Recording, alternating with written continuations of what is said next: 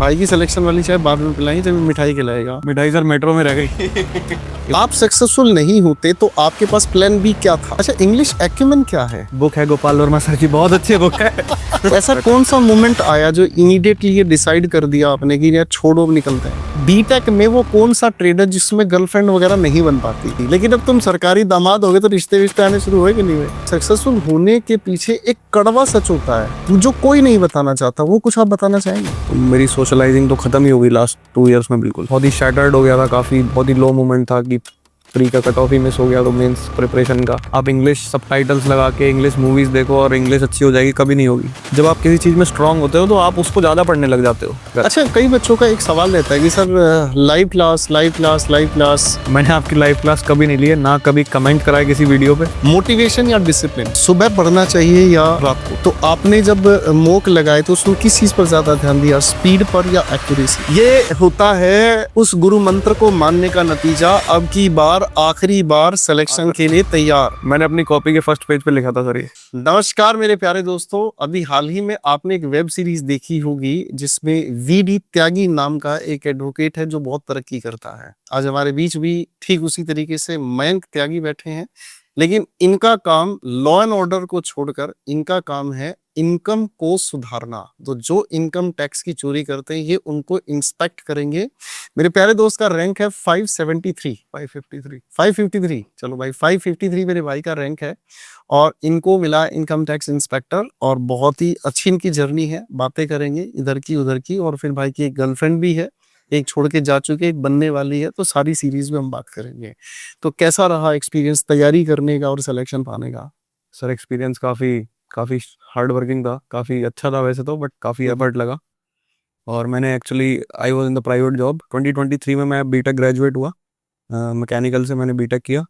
And उसके बाद में प्लेसमेंट हुआ मेरा, उसको मैंने गुड़गांव में ज्वाइन करा। और 2024 फेब में मैंने रिजाइन दे दिया था वहाँ से। क्या ऐसा हुआ एकदम से कि जो आप प्राइवेट कर रहे थे? सर वो सप्लाई चेन मैनेजमेंट का जॉब था, तो काफ़ी रिमोट एरिया में था। तो मैं गुड़गांव के आउटस्कर्ट्स में था कहीं, फारूक नगर एक जगह, फारूक नगर है एक जगह। लॉजिस्टिक्स हब है। तो मेरा अंदर से मन था भी नहीं उस जॉब में, तो मैंने फिर फाइनली, और प्रिपरेशन साथ में हो नहीं पा रही थी क्योंकि ऐसा कौन सा मोमेंट आया जो इमीडिएटली ये डिसाइड कर दिया आपने कि यार छोड़ो, अब निकलते हैं? सर मेरे को क्लियर था पहले से कि मैं इस जॉब में सूटेबल नहीं हूँ, तो मेरे को यहाँ से तो बाहर निकलना पड़ेगा। एंड क्योंकि मैंने प्लेसमेंट के टाइम पे एप्टीट्यूड की तैयारी करी थी, रीजनिंग मैथ इंग्लिश, तो मेरे को बेस्ट ऑप्शन दिख रहा था कि मैं कर सकता हूँ इसमें। किसी बच्चे के इंटरव्यू ने आपको इंस्पायर किया, किसी टीचर की किसी बात ने इंस्पायर किया, कोई ऐसी वीडियो? उस टाइम पे सर एक मेरा फ्रेंड था, हम दोनों साथ में कॉलेज जाते थे, तो वो सीपीओ का प्रिपरेशन कर रहा था। अच्छा। तो उससे मैं बातें करता रहता था कि क्या आता है, क्या पूछते हैं। हम्म। तो फिर मैंने सीजीएल के बारे में थोड़ा पढ़ा, एक दो वीडियोस भी आए थे, तो आई डिसाइडेड कि इसको ट्राई देना चाहिए एक अच्छा, बार। बीटेक में कितने साल आपने इन्वेस्ट किए? 4 साल। बीटेक में 4 साल आपने इन्वेस्ट करके फिर जॉब करी, उसके बाद आपको ये महसूस हुआ नहीं यार गवर्नमेंट जॉब की तरफ जाते हैं? तो फिर इससे अच्छा तो आप माइंड मत करना, हाँ जी, हाँ जी। इससे अच्छा तो फिर एक सिंपल ग्रेजुएशन करने वाले बच्चे के लिए ज्यादा आसान रास्ता है कि सिंपल ग्रेजुएशन कर रहा है और उसे एक बिल्कुल क्लियर कट पता है कि भाई 6 महीने की पढ़ाई होती है, 6 महीने में अपनी तैयारी में इन्वेस्ट कर सकता हूँ और मुझे लगता है 3 साल के बाद सीधी गवर्नमेंट जॉब क्वालिफाई कर सकते हैं। सर एक्चुअली मेरा कोई प्लान था नहीं गवर्नमेंट जॉब की तरफ जाने का। क्यों नहीं Third year था? तक नहीं था। क्यों नहीं था? गर्लफ्रेंड दो बना सकते तो प्लान क्यों नहीं बना सकते? नहीं, मेरा सॉफ्टवेयर इंजीनियर बनने का ही प्लान था स्टार्टिंग से ही। 12th में भी मेरे पास सीएसई थी, कंप्यूटर साइंस थी, बट मेरा रैंक अच्छा नहीं था एकेटीयू में, और जेई में भी नहीं था उस टाइम पे, क्योंकि थोड़ा सा पढ़ाई में ज़्यादा मेहनत नहीं करी थी उस टाइम। तो मैकेनिकल मिला मेरे को, और मैकेनिकल आपके पास रहा? हाँ मैकेनिकल था ग्रेजुएशन में, तो उसका कुछ। अच्छा यार, एक बात बताओ, out of the box question पूछता हूँ कि बीटेक में वो कौन सा ट्रेड है जिसमें गर्लफ्रेंड वगैरह नहीं बन पाती? सिविल। सिविल वालों की कहते हैं बड़ी जिंदगी झंड होती हाँ, है ना? सिविल सिविल है? मैकेनिकल भी है उसमें। मेरी क्लास में सिर्फ एक एक लड़की थी बस। दर देख लो, धुआं उठ रहा है भाई। लेकिन अब तुम सरकारी दामाद हो गए तो रिश्ते विश्ते आने शुरू हुए कि नहीं हुए? नहीं, अभी मैंने ज्यादा घर पे बात नहीं करी इस बारे में। अच्छा, इसका भी हिंट तुम ही दोगे? नहीं, आए होंगे, ऑब्वियसली आए होंगे, मैंने ज्यादा बात नहीं करी। अब इसको बताया नहीं जा रहा बेटा, तुम्हारा केक कहाँ कटेगा? तो जो आपकी ये पूरी की पूरी जो जर्नी है, ठीक है ना, तो जब आप इस तैयारी के प्रोसेस में लगे तो बहुत सारी ऐसी चीजें हैं जिसे आप इंटेंशनली भूल चुके थे, भूल रहे थे, आपने उन चीजों को पीछे छोड़ दिया, वो चीजें क्या थी? सर काफ़ी, actually I am not a very introvert kind of person. तो मुझे सोशलाइजिंग करना पसंद है, दोस्तों से बातचीत करना, मिलना। तो मेरी सोशलाइजिंग तो ख़त्म ही हो गई लास्ट 2 इयर्स में बिल्कुल। मैं अपने किसी दोस्त से शायद हार्डली किसी से मिला हूँ। कहीं मैं घूमने भी नहीं गया हूँ पिछले 1.5 1 साल में। कितने घंटे पढ़ते थे? डेली 7 8 तो ही जाता होगा ऑलमोस्ट। This is terrible. काफ़ी काफ़ी बहुत ही। तो आज ये सक्सेस जो आपने पाई है, इसको सेलिब्रेट किसके साथ कर रहे हो? पहले तो अपने साथ ही करा, थोड़े टाइम प्रोसेस करने में टाइम लग गया, इमोशन कि फाइनली हो गया है। फिर अपने ग्रैंड पेरेंट्स के पास गया सर, हमेशा उन। क्या आज वो दोस्त जो जिनको आप 2 साल पीछे छोड़ गए थे, क्या वो मिलते हैं, बात होती बिल्कुल है? बिल्कुल, सबसे बात हुई है सर, सब काफ़ी खुश हैं। वो जो दोस्त जिसके साथ मैं कॉलेज जाता था, हाँ हाँ। जो सीपीयू का प्रिपरेशन कर रहा था उस टाइम पे, सबसे पहले उसी को बताया था मैंने। अरे वाह, उसका क्या है अभी? वो अभी प्राइवेट जॉब कर रहा है रामपुर में, यूपी में। यार उसको बोलो दोबारा से एक बार तुम्हारी तरह से मेहनत करे, तो तुम इतना जीता जागता आप उसके लिए मोटिवेशन हो ही गए हो, तो बिल्कुल सर, मैं उसको बताता रहता हूँ। उसको बताने की कोशिश करना। ठीक है। अच्छा, जैसे अब आप सक्सेसफुल हो गए हैं, तो सक्सेसफुल होने के पीछे एक कड़वा सच होता है, वो जो कोई नहीं बताना चाहता, वो कुछ आप बताना चाहेंगे? सर कई बार आपको अपने मन की चीज़ों को मारना पड़ेगा। जहाँ जैसे मन होते हुए भी कई बार नहीं है मन पढ़ने का, कई बार मूवी देखने का मन है, या जस्ट एंजॉय योर सेल्फ, आपका कुछ मन नहीं है कि मैं पढ़ूं या मैं, फिर भी आपको करना पड़ेगा, एफर्ट तो मारना ही पड़ेगा। कई बार क्विज लगाने का मन नहीं है, मॉक टेस्ट में स्कोर अच्छा नहीं आया, डिसअपॉइंटमेंट भी होगा, बट स्टिल उससे ऊपर जाना पड़ेगा आपको और फेस करनी पड़ेंगी चीज़ें। कई बार सोसाइटल प्रेशर भी ना चाहते हुए भी फेस करना पड़ जाता है। कोई ऐसा रिश्तेदार है जिसने बहुत मतलब हाँ है सर, ताने बिल्कुल मारे? बिल्कुल है कि तैयारी तो सभी करते हैं, टाइम वेस्ट है, बट तो अब अब जब उनको समझा नहीं सकते आए उसका ज्वाइनिंग इमोशन। लेटर तो छाती पे फेंक के मारना, लो बिल्कुल बन गया तुम्हारा भीमा डाकू बिल्कुल है। बिल्कुल। सिलेक्शन पाने के बाद आपके बिहेवियर में आपने क्या चेंज फील किया, कि आपके अंदर एक ईगो आ गई, अपने आप को कुछ अलग समझते हैं, या आप और ज्यादा अब मोडेस्ट हो गए हैं? नहीं सर, मैं हमेशा से ही काफ़ी मतलब हम्बल टाइप का ही हूँ, ऐसा कुछ ईगो प्रॉब्लम है नहीं। बट मैं माइंड से काफ़ी रिलैक्स तो हूँ फिलहाल, नींद अच्छी आ रही है। वो आपके बिहेवियर से मुझे नहीं, महसूस हो रहा है। हाँ तो ऐसा कुछ है नहीं सर, अभी और कुछ ट्राई करेंगे, कुछ और अच्छा बड़ा करेंगे। अच्छा, और अभी और आगे की क्या प्लानिंग है? सर अभी तो लेट्स सी सर, ज्वाइनिंग कहाँ आती है, जोन किधर है, फिर उसके बाद देखेंगे क्या है। क्या है पीसीएस यूपीएससी का वगैरह टारगेट? ट्राई करेंगे, कुछ पीसीएस या कुछ भी अपर एग्जाम ट्राई करें। यार एक बात मैंने देखी, मैं बहुत सारे बच्चों का इंटरव्यू लिया है, लेकिन जब मयंक से मैं बात कर रहा हूँ ना, तो मयंक के अंदर वो हाथी वाली चाल है।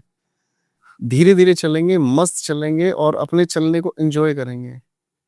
चीता शेर कितना तेज भागता है, लेकिन भागने के बाद वो उतनी ही देर थकता भी है, रुकता भी है, ठहर भी जाता है। लेकिन हाथी मस्त चाल चलता है, और वो पूरे पूरे दिन भी चलता है। ठीक है, इस भाई ने ये कहा कि मैं पहले पीसीएस ट्राई करूंगा, इसने सीधा आईएएस नहीं बोला। नहीं तो वायदे तो बहुत सारे स्टूडेंट्स करके जाते हैं, मैं हमेशा इंटरव्यू में बिल्कुल बिल्कुल। सर आईएएस बन के आऊंगा। अब ऊपर वो अलग बात है ना, सब कहीं ना कहीं फिर शादी वादी हो ही जाती है। ठीक है। क्या कभी ऐसा पल आपकी लाइफ में आया कि आपको ये लगा कि हम अपने पेरेंट्स को डिसअपॉइंट कर रहे हैं तैयारी करके?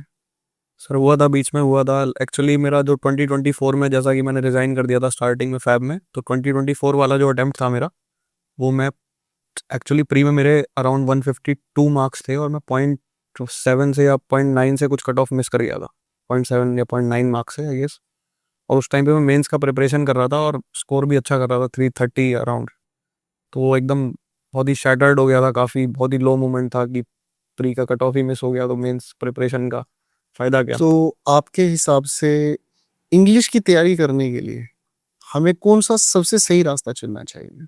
Sir English was my strong point from the starting, और होपफुली मैंने कहीं ज़्यादा भटकना नहीं पड़ा। आपका ही बैच मैंने सबसे पहले पकड़ लिया था, उसके बाद होपफुली कहीं मूव ऑन करना नहीं पड़ा। हालांकि कुछ वीडियोस यूट्यूब वगैरह पे ट्राई करें वोकैब वगैरह के, बट इंग्लिश में अगर कोई बिगिनर शुरू कर रहा है तो उसको सबसे पहले, जैसा आप बोलते हो कि पार्ट्स ऑफ स्पीच पे कमांड अच्छा होना चाहिए, बिल्कुल जैसा। उसके बाद ही आप रीडिंग कॉम्प्रीहेंशन या वोकैब, तभी आप समझ पाओगे कि एक्चुअल सेंटेंस कहना क्या चाह रहा है, कौन कॉन्टेक्स्ट क्या है सेंटेंस का। अच्छा, जैसे इंग्लिश में ना एक कन्फ्यूजन रहती है बहुत सारे बच्चों को, जैसे आपका बीटेक बैकग्राउंड रहा, तो कुछ बच्चे ऐसे भी होते हैं जो प्राइवेट स्कूल से या इंग्लिश मीडियम से भी तैयार होते हैं। उनको लगता नहीं है कि इंग्लिश की तैयारी करनी चाहिए, इंग्लिश को वो फॉर ग्रांटेड मान लेते हैं। सर मैंने एक गलती करी थी फर्स्ट अटेम्प्ट में, क्योंकि फिलहाल तो मैंने 135 करा है, पूरा 100% स्कोर करा है। बट इस भाई के इंग्लिश में 135 फुल स्कोर है, ब्रिलियंट। और जबकि इनका पेपर भी शायद अपने लेवल में टफ ही आया था। हाँ, अच्छा खासा पेपर आया था। अच्छा खासा। कॉम्प्रिहेंशन, रीडिंग कॉम्प्रिहेंशन काफी लेंथी। कॉम्प्रिहेंशन ऐसा था कि टीचर भी 2 बार सिर पकड़ के बैठ रहे थे कि यार ये खत्म कब होगा, है ना। हाँ, तो वो हो गया था, होपफुली अच्छा हो गया था paper. But starting first attempt में क्या गलती थी, उसमें मेरे 45 मार्क्स रह गए थे, 2 क्वेश्चन गलत कर दिए थे मैंने। तो ग्रांटेड मैंने ऐसे ले लिया था कि ग्रामर को एरर, नॉर्मल जो एरर्स होते हैं वो पकड़ में आ जाते हैं, बट बहुत ही डीप लेवल पे उसको तोड़ के ये जच रहा है तो ठीक है, नहीं जचता तो यही गड़बड़। वही करा था मैंने। फिर मैंने एक्चुअली 2 बार कोर्स रिपीट कराया मैंने, वो पार्ट्स ऑफ स्पीच 2 बार पढ़ना पड़ा था मेरे को, क्योंकि पहले वो मैंने हल्के में ले लिया था। और reading, actually I love reading fiction और सेल्फ हेल्प बुक्स पढ़ता हूँ मैं काफ़ी। तो रीडिंग कॉम्प्रिहेंशन को भी मैंने स्टार्टिंग में इजी ले लिया था कि यार मैं तो रीडिंग करता ही हूँ और कुछ दिक्कत नहीं होगी। बट एक्चुअली में इकोनॉमिक्स का कोई पैसेज है या कोई गवर्नेंस रिलेटेड कोई पैसेज है, तो आपको उसका कॉन्टेक्स्ट थोड़ा सा टाइम लग जाएगा समझने में। इंग्लिश, मैथ्स, रीजनिंग, जीएस, 4 में से कौन आपका सिलेक्शन ज्यादा रोकता है? For me it's maths. और कई लोगों से मैंने सुना है, मेरे फ्रेंड से, कि इंग्लिश उनको परेशान करती है ज़्यादा, बट होपफुली मुझे इंग्लिश परेशान नहीं करती। बेटा तुम्हें फ्री में मिल गए ना शुरुआत में, इसलिए तुमको इज्जत नहीं मिली। मैं सेंटेंस तोड़ना सीख गया सब्जेक्ट वर्ग में। भाई बहुत सारे बच्चों को ना एक्चुअली एक मैथ्स का जो फोबिया है, शायद उनका वो सबसे ज्यादा टाइम कंज्यूम करता है। सर मेरे को स्टार्टिंग में आइडिया लग गया था कि मैथ्स में मैं कितनी भी प्रैक्टिस कर लूँ, रेस्पेक्टिव ऑफ द फैक्ट, मैं कभी भी उतना कॉन्फिडेंट शायद हो पाऊंगा नहीं। तो मैंने उसको उतना ही रखा कि मैं कोई नहीं, अगर मैथ में मैं लैग करता हूँ तो मैं बाकी सब्जेक्ट में इतना स्ट्रांग कर लूंगा कि वो चीज़ अफेक्ट ना डाले ज़्यादा। अच्छा, वो कौन सी एक घटिया सलाह है जो लोग सिलेक्शन के नाम पर बच्चों को हर रोज परोसते हैं, चाहे वो यूट्यूब है चाहे वो अपने पेड बैचेस हैं? सर सबसे बड़ा मिथ है आई गेस कि आप इंग्लिश सबटाइटल्स लगा के इंग्लिश मूवीज देखो और इंग्लिश अच्छी हो जाएगी। कभी नहीं होगी, जब तक आप रूट लेवल पे नहीं समझोगे, एग्जाम पॉइंट ऑफ व्यू से कभी नहीं होगी। और कई लोग मोटिवेशन बहुत ज़्यादा देते हैं, ये करो वो करो, सोर्स लिमिटेड रखना चाहिए। मैंने बैच के वीडियोस के अलावा हार्डली 10-12 वीडियोस वोकैब वगैरह के करे होंगे, और कुछ PYQS मेरा थोड़ा दिक्कत आ रही थी वहाँ करें। अदरवाइज मैंने रिवीजन पे ज़्यादा फोकस करा है। रिवीजन इज अ की सर। अच्छा एक बात बताइए, बहुत सारे चाय ले आओ यार, चाय भी पीते रहेंगे। भाई की सिलेक्शन वाली चाय बाद में पिलाएंगे जब मिठाई खिलाएगा। मिठाई सर मेट्रो में रह गई। मिठाई लाया था भाई भाई जी सर, मिठाई मेट्रो में रह गई। भाई मिठाई लेकर आया है और मिठाई मेट्रो में भूल गया है, अब मिठाई स्टेशन कंट्रोलर खाएंगे तुम्हारे। मिठाई मेट्रो में रखी हुई रह गई। एक सवाल दिल में आता है, आज के टाइम में यूट्यूब कंटेंट से भरा हुआ है। बिल्कुल, बहुत ठीक है, अब इतना सारा कंटेंट भरा पड़ा है बच्चों के लिए, और मुझे लगता है कि कोई भी टीचर अपने बैचेज में कमी नहीं छोड़ता। बिल्कुल बिल्कुल। तो जैसे मैं मैथ्स की बात करता हूँ, 800 क्लासेस में आपको मैथ्स खत्म कराया जा रहा है। हाँ बिल्कुल बिल्कुल, मैं मानता हूँ। और हम अगर अपनी इंग्लिश की बात करते हैं तो इंग्लिश में हर एक सेक्शन को मिलाते हैं तो लगभग 180-200 के बीच में, जिसमें कॉम्प्रिहेंशन है, ग्रामर है और वोकैब है। तो इंफॉर्मेशन बच्चों को आज के समय में जरूरत से ज्यादा जो दी जा रही है, ओवरलोड है सर। तो उससे बच्चों को क्या मिल रहा है? सर उससे सर होता क्या है, मैं एक एस्पिरेंट की साइकोलॉजी बताता हूँ आपको, कई और भी दोस्तों से बात करता हूँ। जब आप किसी चीज़ में स्ट्रांग होते हो तो आप उसको ज़्यादा पढ़ने लग जाते हो। पॉइंट।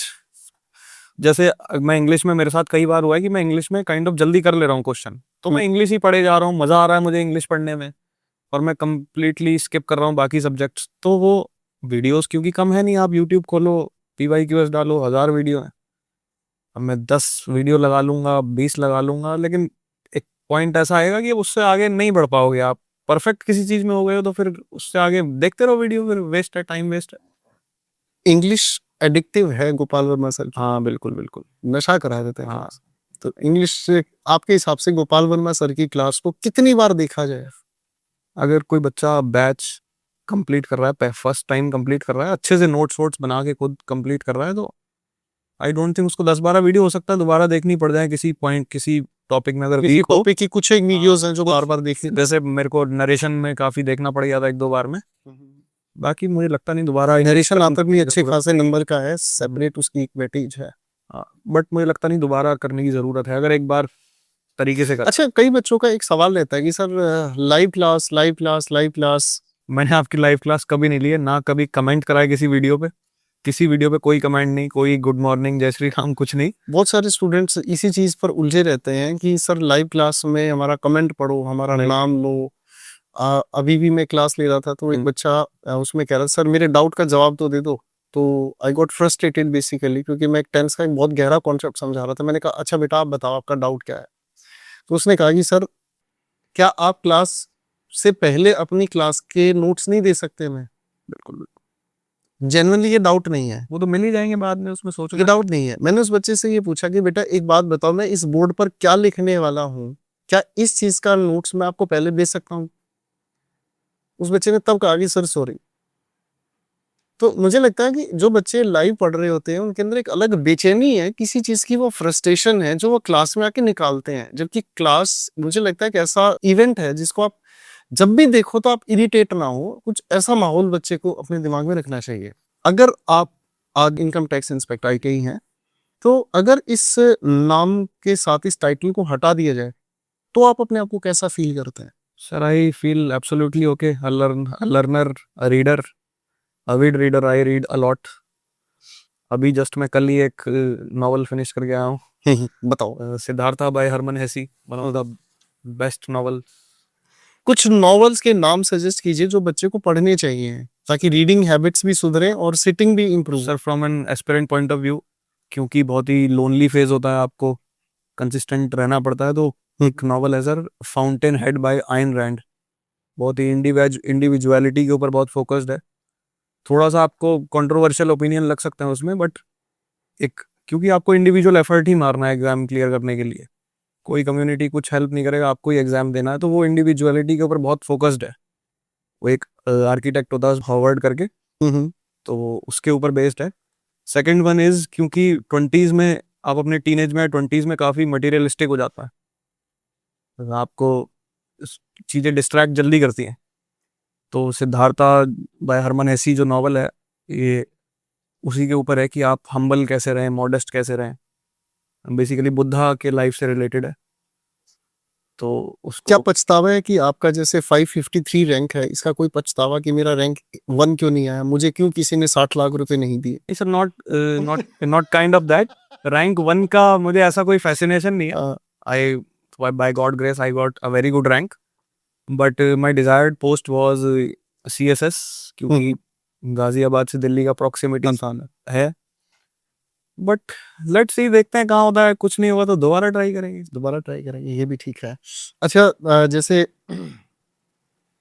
आजकल ये जो चल रहा है कि स्टूडेंट्स बार बार पेपर दे रहे हैं, सिर्फ उनके पर्पस में ये होता है कि हमारे नाम के साथ। अभी मैं कल एक रील देख रहा था, एक लड़के ने 15 ज्वाइनिंग लेटर्स, वो हर साल पेपर क्वालिफाई कर रहा है, हर साल नया डिपार्टमेंट भर रहा है, हर साल नए डिपार्टमेंट में ज्वाइन कर रहा है, छोड़ रहा है, फिर कर रहा है, फिर कर रहा है। आपकी नजरों में ये सब क्या है? सर इस पे सर दो ओपिनियन हो सकते हैं। पहला तो यही है कि अगर आप जेन्युइनली इम्प्रूव करना चाहते हैं, फॉर एग्जांपल अगर मैं जेन्युइनली अपनी पोस्ट इम्प्रूव करना चाहता हूँ या अपना डिपार्टमेंट इम्प्रूव करना चाहता हूँ, या लोकेशन XYZ रीज़न हो सकता है, तो उसके लिए ठीक है, आप जाइए, आप कोशिश करिए। बट अगर आप जस्ट इसीलिए कि मैं उसमें अच्छा महसूस कर रहा हूँ, मैंने 10 बार निकाला, मैंने 11 बार निकाला, और आप पोटेंशियली किसी का सीट वेस्ट कर रहे हैं जिसको एक जॉब मिल सकता था, तो ऑब्वियसली वो नहीं करना चाहिए। और वो शायद इसीलिए मैकेनिज्म भी लाया गया स्लॉट फिक्स फ्लोट वाला। फॉर एग्जांपल मैं इस साल सिलेक्शन पोस्ट में भी सिलेक्टेड हूँ फाइनली, बट मैं DV के लिए गया नहीं हूँ क्योंकि I don't want to go. क्यों किसी की सीट खराब कर ली? Point, this is called ethical perception. आप सोच के ये चलें कि ये चीज जायज है तो ही आप उसमें आगे बढ़े, जो चीज नाजायज अगर आपको जेन्युइनली कुछ ऑब्जेक्टिव दिख रहा है तो आप जाइए, otherwise no reason to go. अच्छा, इंग्लिश एक्यूमेन क्या है? सर इंग्लिश एक्यूमेन बुक है, गोपाल वर्मा सर की, बहुत अच्छी बुक है। इसका एक अलग डिटेल मैं आपको वीडियो दूंगा। मोटिवेशन या डिसिप्लिन, आप किसे प्रेफर करते थे? मोटिवेशन क्वाइट सम टाइम, जब आप लो करते हैं तो लो फील करते हैं तो मोटिवेशन हेल्प करता है, बट अल्टीमेटली आप आपको एक रूटीन हैबिट बिल्ड करनी पड़ेगी, डिसिप्लिन बिल्ड करना पड़ेगा। आप लगातार डेली 8 घंटे नहीं कर रहे हैं, नो प्रॉब्लम, बट 2 घंटे, 6 घंटे, 5 घंटे एक habit momentum build next question, सुबह पढ़ना चाहिए या रात को? सर सुबह पढ़ना चाहिए, बिल्कुल, मेंटल हेल्थ अच्छी रहती है। कुछ लोग लेट नाइट स्टडीज को प्रेफर करते हैं कि रात के 12-12 घंटे उन्होंने पढ़ा और सुबह सारा दिन वो बेहोश रहते हैं, उनकी शक्ल पे काले गड्ढे आ गए होते हैं, बिल्कुल सर। दांत पीले पड़ जाते हैं, घर वाले रिश्ता जबरदस्ती पकड़े भेड़ बकरी ढूंढते हैं, है तो ऐसा होता है क्या? बिल्कुल होता है, स्टार्टिंग में होता था सर मेरे साथ लेट नाइट, बट मैंने उसको चेंज करा, क्योंकि अल्टीमेटली आप पूरे दिन लेथार्जिक महसूस करोगे और मेंटल हेल्थ भी अच्छी नहीं अच्छा, रहती। सबसे बड़ा कॉन्ट्रडिक्शन तो ये हो गया ना कि पेपर तो आपको दिन में देना है, बिल्कुल बिल्कुल सर, आप उस समय आप झटके मारेंगे, अगर आप दिन में सोएंगे तो फिर माइंड काम ही नहीं करेगा उस टाइम। उस समय दिमाग काम नहीं करेगा, रात भर फिर आपके लिए अलग से स्टाफ सिलेक्शन कमीशन अलग से रात को पेपर आपका कराएगा, ठीक है ना, भानगढ़ के किले के अंदर, ठीक है। अच्छा, कॉन्सेप्ट क्लैरिटी ज्यादा इंपॉर्टेंट होती है, शॉर्ट ट्रिक्स ज्यादा इंपॉर्टेंट? नहीं sir, conceptual clarity any day sir, conceptual clarity. Short tricks उसी से निकल के ही तो आई है सर। कोई शॉर्ट ट्रिक्स मुझे लगता है फिर बाद में आप खुद ब खुद बनाने लग जाते हैं, इसकी वजह से मुझे ये चीज पकड़नी है। जैसे आप फॉर इंस्टेंस की कई लोग रूल याद करते हैं, नॉट ओनली बट ऑल्सो, याद कर लिया, बट आप समझ के कनेक्टर्स को समझ जाओगे तो आपको याद करने की नीड नहीं पड़ेगी एज सच, पहले से ही माइंड में है कि अच्छा ये होता है। That's excellent point of view. तो आपने जब मॉक लगाए तो उसमें किस चीज पर ज्यादा ध्यान दिया, स्पीड पर या एक्यूरेसी पर? सर स्टार्टिंग में एक्यूरेसी पर, पहले टाइम लग जाता था। इंग्लिश में भी मेरे को याद है कि पहले मेरे को अराउंड 18 मिनट्स तक लग जाते थे, 16 to 18 मिनट्स, बट मैं उसको धीरे धीरे 10 तक ले आया, 10-12 में अब फिनिश कर लेता हूँ। आप मूक जब लगाते थे तो कोई ऐसा क्वेश्चन सामने आया जो मतलब आपको बहुत परेशान कर रहा, हो नहीं पा रहा, तो वहां पर आपने उसको स्किप करना पसंद किया या नहीं लड़ूंगा? Art of skipping is best है, बट वो आप टाइम के साथ इम्प्लीमेंट करना सीखते हो, क्योंकि स्टार्टिंग में आपके ईगो पे आ जाता है कई बार कि यार ये क्वेश्चन बनेगा क्यों नहीं बनेगा। मुझे याद है जब मैं आपकी ही तरह से तैयारी कर रहा था तो मेरे सामने रीजनिंग के क्वेश्चन जब आते थे, तो जब रीजनिंग के क्वेश्चन आते थे ना, उसमें वो एक नंबर सीरीज वाला क्वेश्चन होता है, this that this that this that, नहीं फंस रहा, फिर लगाया लॉजिक, फिर लगाया लॉजिक, और उसके ऊपर फिर माँ कसम छोड़ूंगा नहीं, ऐसा बाद में रिग्रेट हो जाता, टाइम वेस्ट हो जाता था। ऐसा होता है? हाँ बिल्कुल होता है सर, बिल्कुल होता है। अच्छा, एक बात बताएं, इनकम टैक्स इंस्पेक्टर किस्मत या मेहनत? दोनों सर, दोनों। लक, लक मैटर करता है जब आपकी मेहनत वाला पार्ट में कोई कमी नहीं है। आप सक्सेसफुल नहीं होते तो आपके पास प्लान बी क्या था? Sir I got IB ACIO mains interview scheduled on 21 April. ये लड़का बड़ा खतरनाक है, बाद में बताता है, सिलेक्शन फेज में भी जा चुका है, एफकेट में भी जा चुका है, SSB है अभी सर, अभी एफकेट का एसएसबी भी बाकी है। ये होता है उस गुरु मंत्र को मानने का नतीजा, अब की बार आखिरी बार सिलेक्शन के लिए तैयार। मैंने अपनी कॉपी के फर्स्ट पेज पे लिखा था सर ये। जिस भाई ने अपने दिमाग में बैठा लिया ना कि अब की बार आखिरी बार की तैयारी करूंगा, आखिरी बार, इसके बाद जिस एग्जाम में गुरुदेव आप बिठा दोगे ना, उस एग्जाम की धज्जे उड़ा के उड़ूंगा। अब इस भाई की सारी सिलेक्शन स्टोरी में आपको सुनने को मिल रहा है, इस भाई ने एफकेट, जिसका भी इसका एसएसबी बाकी है, इस भाई ने सिलेक्शन फेज भी निकाला है, इस भाई ने सीजीएल आपके सामने निकाला है, और कोई भाई नहीं सर अभी तो किसी और की जगह पेपर तो नहीं सोन किया? नहीं नहीं। चलिए, सबसे ज्यादा खतरनाक क्या है आपके हिसाब से, ओवर कॉन्फिडेंस या self doubt? Over confidence sir, क्योंकि सेल्फ डाउट में तो आप अपने ऊपर डाउट कर रहे हो तो आप इम्प्रूव करोगे। स्कोप सेल्फ डाउट अगर अच्छा, जब आपको सेल्फ आता है- डाउट आया आपको कभी अपने हाँ ऊपर? बिल्कुल सर आया है, तो सेल्फ डाउट को कैसे आपने हैंडल किया? काम कर करके सर। और जैसे मेरे को PYQS जो होते हैं वो जंबल सेंटेंस रीअरेंजमेंट वाले क्वेश्चन, उसमें मैं अभी भी फंस जाता हूँ कई बार, तो मेरे को लगता है कि यार मैंने आप नहीं, कोई भी फंस सकता है। यस सर वो अगर थोड़ा आपके सामने एक टेक्निकल लैंग्वेज का पैराजंबल दे दिया जाए तो जनाब आप में से उसमें कोई भी फंस सकता है। और बहुत सारे लोग स्क्रीन के पीछे बैठकर पूरी अपनी आंसर की तैयार करके तब आपको क्लास में पढ़ाते हैं, ये इंग्लिश पढ़ाने वाले टीचर्स का सबसे बड़ा कड़वा सच है। वो स्क्रीन के पीछे बैठकर पहले उसे चैट जीपीटी से पूरे को सोल्व कर देते हैं और उसको इतने अच्छे फ्लो में बता देते हैं कि बच्चा उससे मंत्र मुग्ध हो जाता है। अगर लॉजिकल उससे पूछा जाए तो सर उसकी फिर ब्रांडिंग मैथ वाला टीचर आराम से कर देता है कि नहीं नहीं सर बहुत अच्छी, और बच्चे के दिमाग में वो जच जाता है। क्या मैं ठीक कह रहा हूँ? बिल्कुल सर बिल्कुल, डेफिनेटली। एक सवाल और पूछना चाहूंगा कि ग्रुप स्टडी करना ज्यादा बेटर है अकेले में बैठ के पढ़ना? अकेले sir, I am not a very big supporter of group study, because ultimately आप स्टडी कर नहीं पाते हो बहुत ज़्यादा। 90% केस में वही है कि बातें होंगी, गॉसिप्स होंगे, बट स्टडी नहीं होगी। लाइब्रेरी या घर? I have tried library for 2.5 months, but घर घर बेटर है। बेटर है। फ्रेंड्स को कितने सीक्रेट बतानी चाहिए पढ़ाई से रिलेटेड? जेन्युइनली हेल्प हो सकती है तो करनी चाहिए, but not out of the box. कई चीज़ आपके लिए काम सब्जेक्टिवली कर जाती हैं, बट हो सकता है दूसरों के लिए ना कर। पढ़ाई के लिए सेल्फिश होना जरूरी है। हाँ बिल्कुल बिल्कुल सर। आप सिर्फ इतनी हेल्प कर सकते हैं, हम ये पढ़ रहे हैं, लेकिन इतनी हेल्प आप नहीं करना चाहेंगे कि सब कुछ आप जो कर रहे हैं वो करें, क्योंकि शायद उसकी अपनी पर्सनल इन्फॉर्मेशन भी बहुत ज्यादा इंपॉर्टेंट है। एक आखिरी सवाल और आप लोगों आपसे पूछता हूँ, आपने इस जो इनकम टैक्स इंस्पेक्टर की पोस्ट के लिए जो आपको अब सिलेक्शन मिला है, क्या आपको इस चीज के लिए किसी ने मतलब मोटिवेट किया? हाँ सर, आज जब मैं प्रेफरेंस भर रहा था तो आई वॉज थिंकिंग कि हाँ ये पोस्ट चाहिए मेरे को, तो मैंने उसी हिसाब से भरा था। आपने उसकी प्रोफाइल को जाना? हाँ बिल्कुल, मैंने पढ़ के ही भरा था। आज के 5 साल के बाद अगर इनकम टैक्स वाला पूरा का पूरा डिपार्टमेंट जीएसटी और कस्टम्स में अगर मर्ज कर दिया जाता है तो आपको रिग्रेट होगा? No sir, I will be okay with it. या इसमें प्रमोशन के चांसेस थोड़े ज्यादा होते हैं?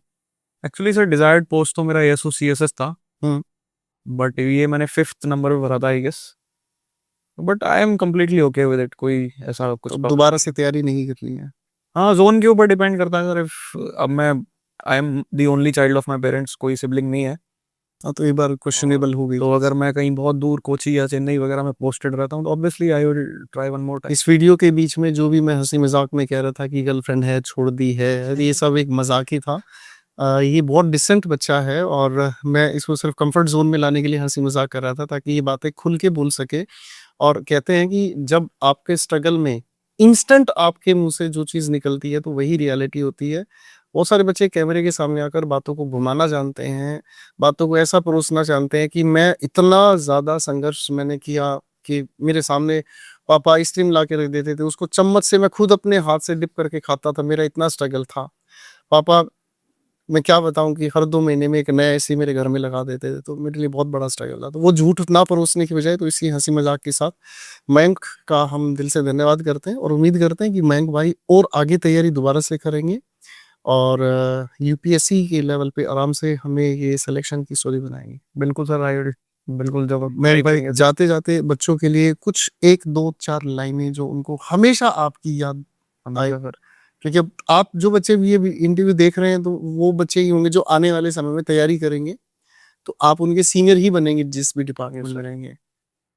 सर एक दो लाइन है सर कि हमेशा से मंजिल पे नजर थी, आंखों ने कभी मील का पत्थर नहीं देखा। एक जॉन एलिया साहब की है शायद, या बशीर बद्र साहब की है, बहुत ही अच्छी लाइन है। मैं हमेशा इसको दिमाग में रखता हूँ कि एंड गोल पे फोकस रहना चाहिए। पहुंच तो जाएंगे ही, थोड़ा टाइम लग जाएगा, बट पहुंच जाएंगे। चलिए, तो ये बहुत अच्छी जर्नी रही, बातें रही, तो इसी तरीके से और भी इंस्पायर करेंगे हम, बहुत सारे स्टूडेंट्स आप लोगों को मिलाएंगे। Thank you so much.